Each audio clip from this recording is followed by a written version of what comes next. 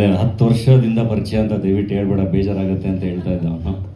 10 ವರ್ಷದ ಹಿಂದೆ 2013ರಲ್ಲಿ ಅನ್ಸುತ್ತೆ, 2013-12ರಲ್ಲಿ ಯಾವುದೋ ಒಂದು ಯುಗಾದಿ ಹಬ್ಬದ ದಿನ ಒಂದು ಫೋಟೋ ಶೂಟ್ ಮಾಡಿದ್ವಿ. ನಾನು ರಾಜು ಇಬ್ಬರು ಆ್ಯಕ್ಟ್ ಮಾಡಬೇಕಾಗಿತ್ತು. ಅದರಲ್ಲಿ ರಾಜುಗೆ ಒಂದು ಹೀರೋಯಿನ್ ಇದ್ರು ಅನ್ಸುತ್ತೆ, ಲವರ್ ಬಾಯ್, ಒಂದು ಹುಡುಗಿ ಜೊತೆ ಫೋಟೋ ಶೂಟ್. ನನಗೆ ಇಲ್ಲೆಲ್ಲ ಬ್ಯಾಂಡ್ ಎಲ್ಲ ಕಟ್ಟಿ ಧೂಳೆಲ್ಲ ಹಾಕಿ ಬ್ಲಡ್ ಎಲ್ಲ ಹಾಕಿ ಮಚ್ಕೊಟ್ಟು ಒಂದು ಫೋಟೋ ಶೂಟ್ ಆಗಿತ್ತು. ಬಟ್ ಅದು ಸಿನಿಮಾ ಆಗಲಿಲ್ಲ. ಸೊ ಅಲ್ಲಿಂದ ಫ್ರೆಂಡು ರಾಜವರ್ಧನ್ ಅಲ್ಲಿಗೆ ಆ ಕಡೆ ನಮ್ಮ JP ನಗರ ಜಯನಗರಕ್ಕೆ ಬಂದಾಗೆಲ್ಲ ಅಲ್ಲಿ ಜಯನಗರದಲ್ಲಿ ಸಿಗೋರು.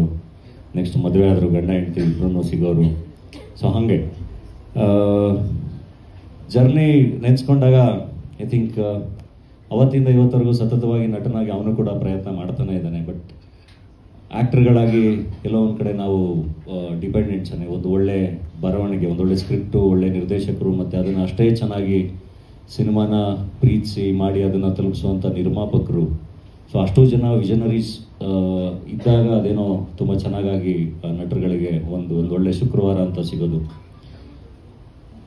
ಅದು ಎಸ್ಪೆಷಲಿ ನಮ್ಮ ಚಿತ್ರರಂಗದಲ್ಲಿ ಅದು ತುಂಬ ಕಮ್ಮಿ ಆಗೋದು. ಅಂದರೆ ಪ್ರತಿಯೊಬ್ಬರು ನಟರು ಎಮರ್ಜ್ ಆಗೋಕ್ಕೆ ತುಂಬ ವರ್ಷಗಳೇ ಹಿಡಿತಾ ಇದೆ. ಸೊ ರಾಜುಗೆ ಹಿರಣ್ಯ ಸಿನಿಮಾ ಮೂಲಕ ಒಂದೊಳ್ಳೆ ಶುಕ್ರವಾರ ಸಿಗಲಿ, ಹಿರಣ್ಯ ಒಂದೊಳ್ಳೆ ಅದ್ಭುತವಾದ ಶುಕ್ರವಾರ ಆಗಲಿ ಅಂತ ಹೇಳಿ ನಾನು ವಿಶ್ ಮಾಡ್ತೀನಿ.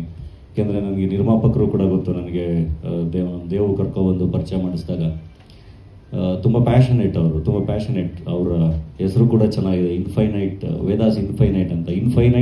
ಇನ್ಫೈನೈಟ್ ಸಿನಿಮಾಗಳನ್ನ ಮಾಡೋಂಗಾಗಲಿ, ತುಂಬ ಸಿನಿಮಾಗಳನ್ನ ಮಾಡೋಂಗಾಗಲಿ ಚಿತ್ರರಂಗಕ್ಕೆ.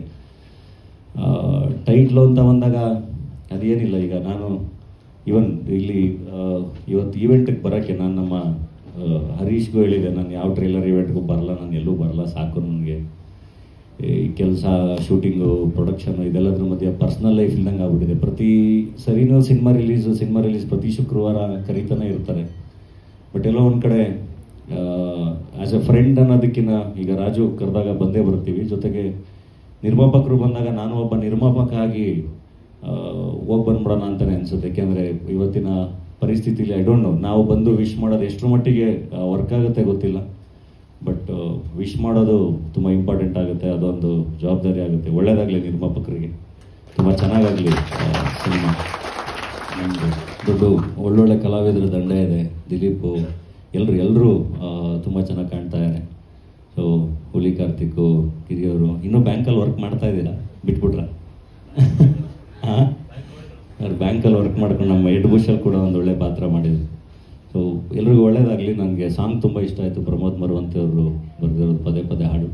ಸೊ ಇಡೀ ತನಕ ಆಲ್ ದ ಬೆಸ್ಟ್, ಚೆನ್ನಾಗಾಗಲಿ. ಕನ್ನಡ ಚಿತ್ರರಂಗಕ್ಕೆ ಇನ್ನೊಬ್ಬ ಸ್ಟಾರ್ ನಟ ಸಿಗೋವಂಗಾಗಲಿ, ಸ್ಟಾರ್ ನಿರ್ದೇಶಕ ಸಿಗೋವಂಗಾಗಲಿ, ಇನ್ನು ಸಾಕಷ್ಟು ನಿರ್ಮಾಣಗಳನ್ನ ಮಾಡುವಂಥ ಶಕ್ತಿನ ಕನ್ನಡ ಆಡಿಯನ್ಸು ನಿರ್ಮಾಪಕರಿಗೆ ಕೊಡಲಿ ಅಂತ ಹೇಳಿ ವಿಶ್ ಮಾಡ್ತೀನಿ. Thank you. ಆ್ಯಂಡ್ ರಾಗಿಣಿ ಅವರಿಗೆ ಥ್ಯಾಂಕ್ ಯು. ನಾವೆಲ್ಲ ಬಂದಾಗ ಆಲ್ರೆಡಿ ಅವರು ಸೂಪರ್ ಸ್ಟಾರ್ ರಾಗಿಣಿ ಅವರು ಇವತ್ತಿಗೂ ಎಲ್ಲ ಭಾಷೆಯಲ್ಲೂ ತುಂಬ ಚೆನ್ನಾಗಿ ಕೆಲಸ ಮಾಡ್ತಿದ್ದಾರೆ. ಥ್ಯಾಂಕ್ ಯು ಎಲ್ಲರಿಗೂ.